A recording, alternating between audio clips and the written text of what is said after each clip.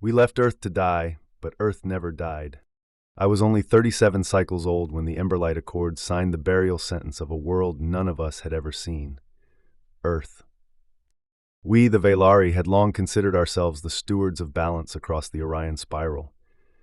My clan, descendants of the forest-tide symbiotes, were carved in blue and gold, our skin humming with living neural filaments, our thoughts interwoven across distance. We told stories of a violent, chaotic species once birthed from carbon and rage. They had burned faster than most, spreading across their solar system in under 2 centuries.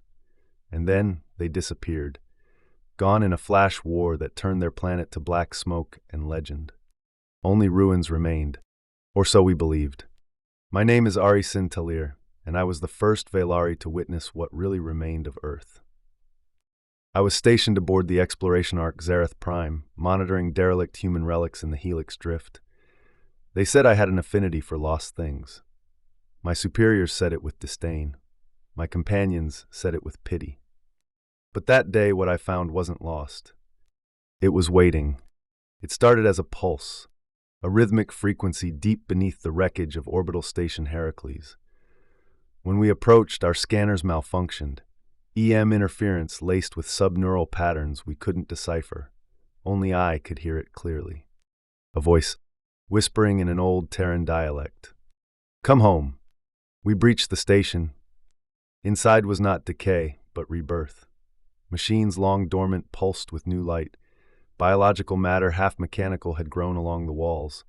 A throne of metal and flesh sat in the command chamber. And in that throne sat a human. Not skeletal, not ancient. Alive. His name was Aaron Vex, and he did not blink when we entered. "You're late," he said. "Late?" I asked, stunned. "You survived?" He stood, unshackled by gravity, powered by something older than time. His eyes glowed with a fierce golden hue. "We never left," he replied. "We just went deeper." That was when I realized we had made a mistake. Earth hadn't died. It had evolved. The Vaelari High Clans summoned an emergency tribunal. The Spire Lords of Tyros, the tethered beasts of Jaloon, and the Forgebound, even the reclusive Void Shell architects, demanded the truth. But it was too late. Aaron Vex had already reached out, broadcasting humanity's return across all known sectors. And they were many. Genetically reforged in deep Earth bunkers, humans had merged with dormant alien tech scavenged from pre-Accord battlefields. They had used singularity loops to evolve without outside interference. They had watched us watching them. And now they were moving. The galaxy trembled. Ships with black mirror hulls emerged from uncharted rifts. Human war minds, AIs called Echo Queens, rewrote encryption protocols faster than the Forgebound could react. Vaelari fleet scouts vanished from border systems. But they didn't attack. Instead, they sent one message. "We remember what you did." I was chosen by the Council of Memories to speak with Aaron Vex, to negotiate. But when I arrived on Earth, its surface now a jungle of chrome, veins of living ore, and pulsating biomech forests, I found no room for negotiation. Aaron took me to the core heart, a place once known as New York. Skyscrapers had merged with spires of crystalline thought. The air shimmered with collective consciousness. "Why come back now?" I asked him. His gaze was cold, and his answer was colder. "We didn't, you just finally caught up." He showed me their archives, video logs of the Accord Purge, when the Galactic factions deemed Earth a threat and triggered Silent Fire, the antimatter network that scoured Earth's orbit. The humans had survived, not by fleeing, but by adapting.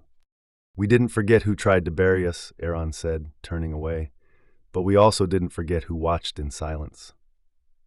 I felt shame ripple through me. We Vaelari had stood by. We thought ourselves better. But now humans were something else entirely. In private, I asked Aaron why he spared me. "Because you still wonder," he said.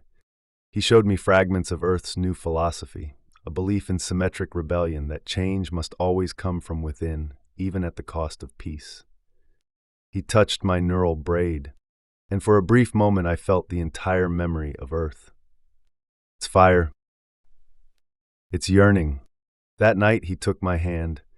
And we watched the stars not as enemies but as survivors of a lie told across generations. I wanted to believe we could reconcile, but the war had already begun. The tethered beast struck first, deploying hyperfauna engineered to rupture planet cores. But Earth responded with reverent shields, living satellites made of entangled thought and gravity. The void shell architects tried to seal Earth in a dimensional scar. Iran unsealed it by rewinding time for 3.2 seconds across the entire helix drift. I watched reality bend. I watched possibility scream. I returned to the Vaelari with a warning. Do not fight them, understand them. But we were too proud, too slow.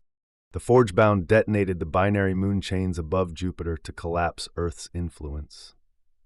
In retaliation, humanity released the Red Choir, voices encoded in sonic anti-law frequencies. They didn't destroy ships.